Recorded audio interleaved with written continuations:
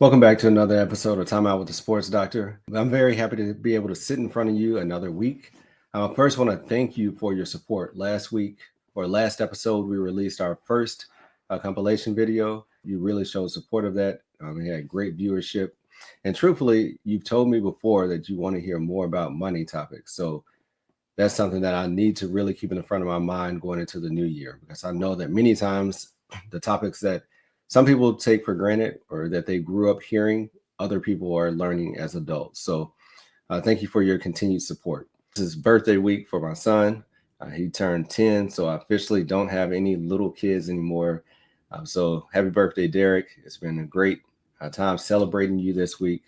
And I hope you had a great, number one, birthday party. So we're on to bigger and better things, starting to raise teens and preteens.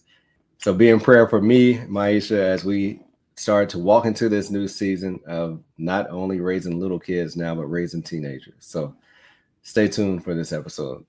This week, I want to talk about the mindset to overcome obstacles or overcome failures that you might encounter. So last week, I was driving in my car and two words popped in my mind. And, I didn't really write down a lot, but I just wrote down those two words, and that's shedding fear.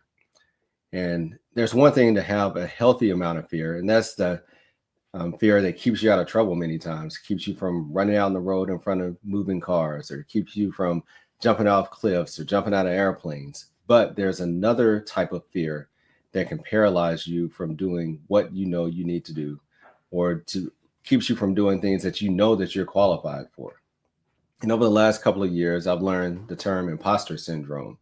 And imposter syndrome is internal. It's not that the admissions committee or whatever panel is telling you that you're not qualified. It's you on the inside telling yourself that despite the fact that you have achieved to the level of success that you made it to, or despite the fact that you've already have these talents and abilities and degrees, that you're still not qualified to do whatever you're being called to do or whatever task is in front of you. So, and many times I feel that as a first generation physician, and I'm sure it's not only as a physician, as an investor, as an athlete, as a teacher, whatever you're doing that might be new to you or something that feels a little unusual or maybe a step above where your family has been, it can be a little awkward to be in these rooms and to be in these meetings or being in these spaces. And in your mind, sometimes you can tell yourself that you don't truly belong, even though you're maybe overqualified to be into that space. So we're going to go back on some of the previous episodes that I had to share some tips about the mindset to overcome some of these obstacles. Many times we think about this transformation and we want it to be something really drastic, like the caterpillar turning into a butterfly. We want to go to a course or we want to study something or read a book, and all of a sudden we go from a caterpillar to a beautiful butterfly. In my experience, it's more of one step at a time. And over time, as you start to face some of those fears or face some of those situations that can be daunting, you realize that, oh, I am qualified. Oh, I do have the ability to do this.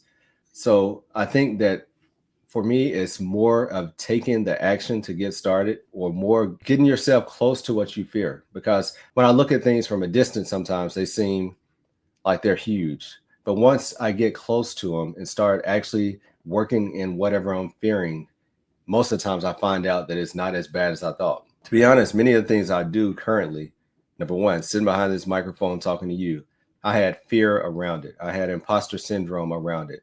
Who will want to hear from me? Who will care if I produce a podcast? People won't listen to it. It won't make an impact on other people. Do I have what it takes to become an orthopedic surgeon? I know that I don't have the grades or the scores that other people may have. There's something that I've had in my heart for years, but am I really qualified? And then getting over the bridge and saying, oh, you know that you didn't have what the other person had to get into orthopedics. So are you able to succeed in this field? Are you able to be a leader in this field? So I think that imposter syndrome and shedding fear is so important because it's not something that for me that I necessarily leave behind. It's something that I still have to deal with. And I've made great progress in some aspects of life, but I still struggle in other aspects of life. So I think it's a very complicated topic, but I do think that taking small action steps helps you get through it. And don't wait for this great transformation to happen. You have to take steps day by day to strengthen your mindset. So when these tests come, you're ready for them.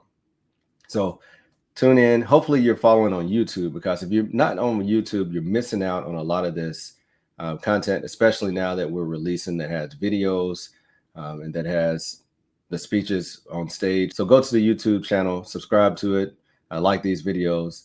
That helps me get more momentum, helps me attract more followers to grow our audience, to grow this community. So stay tuned. Hope you enjoy this compilation video and be blessed. This test was taking over my life. So I had to do like the emergency broadcasting system. It's only a test. I had to start telling myself it's only a test. So no matter what you're going through in life, whether it's an actual examination or it's a test in life, it's literally only a test.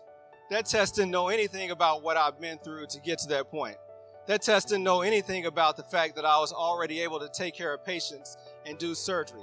It's only a test. So I had to literally shift my mindset to be able to get to the point to be able to pass that test. And thank God I was able to overcome that. So I would like to share with you some of the strategies that I had to use to overcome that test. Not only that test, but many other tests that I face in life. So 3 things. I have coaching, I have community, and I have confession. You are enough. No matter where you're coming from, small town, inner city, poverty, whatever it may be, small school, Ivy League school, you are enough. You already have everything that you need to obtain whatever goal you have in place. What you're responsible for is now doing the hard work, or doing those steps that nobody else really wants to pay attention to get you to where you want to go. But you are enough, and I want you to know that, because many times early in my career, I felt like maybe I don't belong here, or I felt like, maybe I didn't have all the qualifications that other people had, and that affected the way that I perceive myself in these spaces and places. So I would tell myself, number 1, you are enough. I would also tell myself to make sure that I'm taking full advantage of all of the opportunities that are around me. Many times I was being an introvert, I did not want to approach other people to ask for help. I didn't want to approach other people to introduce myself, or even when I saw an opportunity that I knew that would fit well with me, I didn't want to go out of my comfort zone to approach that person, or because maybe fear of rejection. I think many times in life, we put so much emphasis on achieving it or winning that goal or whatever it may be, that we fail to really think past that. I remember starting out in my career, the main thing was completing training and being done. And then once I was done and had this dream job, I saw it kind of crumble in front of me, which made me appreciate not only having the job, but all the things that go into it to making me who I am. So what I want to talk about is, how do you nurture that gift, or how do you nurture that blessing that you've been given? So I want to use another example. I like using my children as examples.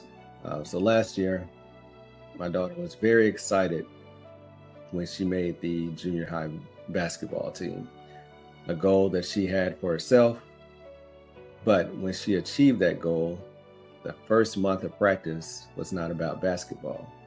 First month of practice was boot camp. It was all conditioning. So they're going to be good and bad, right? And we have to take it all together.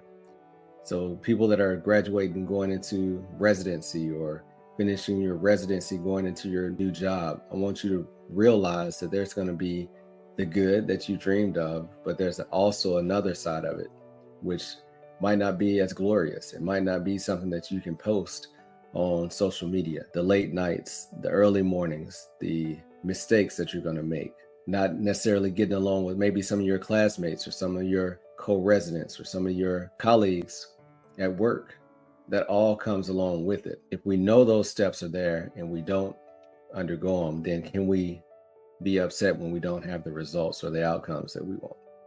So this goes back to the atomic habits of goals versus systems. So in Atomic Habits, he said, if you ignore your goals but focus on your systems, are you likely to still achieve those goals? Versus if you focus strictly on your goals and ignore the systems or ignore those steps that are required to take you to that next level, will you still achieve your goals? So I feel that focusing on those day-to-day steps or those putting systems in place to make you successful is even more important than writing down a list of dreams or writing down a list of goals. So you're going to have to put in the grunt work. You're going to have to do some of the things that nobody else wants to do to get to that next place, that next step, be able to go to the next level. And I feel that many times that's overlooked because there's definitely hustle that has to be done to help you get to that next level, to help you become that doctor that you want to be, to help you become the business person or the entrepreneur that you want to be. Many times we complain about the mundane things that we have to do in our day-to-day lives or in our careers to help us become that many people want to claim to be. I was on a call the other day and someone said, I'm starting to get in my feelings because I'm not getting the results that I want. But at the same time, in the next breath said, I know I'm not doing the things that I need to do to get those results. So if we know that there are steps that we have to go through to achieve what we want, or to become that person or that position or that parent or that husband or wife that we want, if we know those steps are there and we don't undergo them, then can we be upset when we don't have the results or the outcomes that we want? Don't be complacent. Be proud of yourself, but don't be complacent. Because when you become complacent and when you become comfortable, that's when growth can be halted. So I was sitting on a panel recently with high school and college students, and one student stood up and said, what would you tell your younger self? And I was the last person on the panel, so I had plenty of time to think about it. And as I heard other people present and tell stories about what they would tell themselves, I continued to think of other things that I would tell myself. But the main thing is you are enough. The journey is what's making you into the better individual that you want to be. When you have those dreams in hand, what are you going to do with them? Are you going to take them for granted? Are you going to put them on the shelf and just look at them like a trophy? Or are you going to continue to work to get better, work to achieve that next level? Or are you just going to be complacent and be happy that you achieved what you have currently? What happens when your dreams become reality? But I want you to take a moment, because I think many times in life, we don't take the time to appreciate what we've accomplished or what we achieved. And I think that's very important. I know that I'm guilty of that sometimes, that I will just keep my head down and keep churning and not really give myself credit for the distance that I've traveled or the goals that I've achieved along the way. When Noah Harris was on the podcast, one thing that he said that really stuck with me, he said that the destination is the journey, because many times we're so focused on what's next, where we're going, that we fail to appreciate just the day-to-day process of becoming better, or the day-to-day work that we have to put in. Now I better understand what affirmations are. And I do them with my children. We do them as a family, because I want them to understand that you have to speak life over yourself. Words are powerful. And if you're not telling yourself what you can do, you can't expect the world to have your back. So I'd like to take you through a little exercise, if you don't mind. I would first, I'm not going to ask you to stand up, but just repeat after me, and we're going to go through some of my favorite affirmations. So number one, I am powerful. Can you just say that? All right, that was all right. But I don't think you really believe that, and I know the enemy didn't believe that. I am powerful. Good, good. I am strong. I can do hard things. I'm a game changer.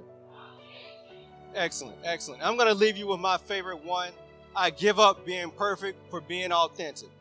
Thank you very much. That's my time.